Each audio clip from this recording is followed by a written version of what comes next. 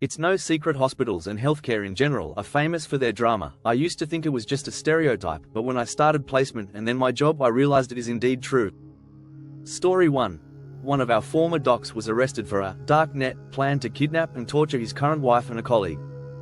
It was also discovered that he had a slave-master relationship involving that wife and a girlfriend, which also included blood contracts and an underground bunker pit where he put her for punishment.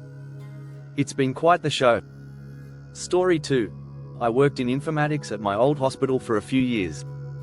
All the computers had restrictions on social media, drug, alcohol sites, porn, etc. except one room. One room was to not be restricted at all, and it was the surgeons and anesthesiologists on-call room. They demanded that they be able to watch porn, and the hospital said no problemo. Story 3. During one particularly bad storm several years ago, a number of employees at the hospital I worked at decided to get rooms at a nearby hotel, instead of trying to make it home in the inclement weather. After work, a handful of these employees decided to grab some drinks before calling it a night in this decrepit hotel they would be staying at for the night.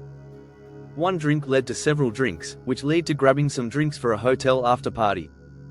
This is where the story gets a bit vague, but very interesting. As far as I've gathered so far, 6 confirmed employees, there were at least 2-3 more but have been unable to confirm, decided to partake in a full-on orgy.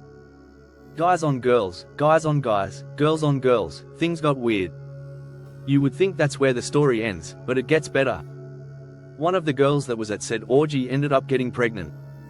She was married, had 2 kids already, but thought, why not, I think my family needs a Jon Snow bastard child, so she was going to keep it.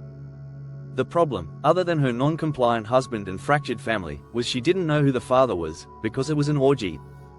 There were obviously some favorites, one of which was also married, also had 2 children, and as you can guess, his wife was also not pleased in finding out about his little night out. Although, if you were to see the guy, and then some of the girls that were there, I think you'd be more proud of him than disappointed, but I digress. With the heat of his life falling apart, and the threat of some child support coming his way, he began pressuring said pregnant girl into getting a procedure that rhymes with extortion.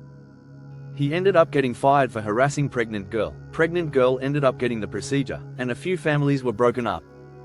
This is the same hospital that fired a provider for buying skin from a psych patient that had cut off their own tattoo. What a time to be alive.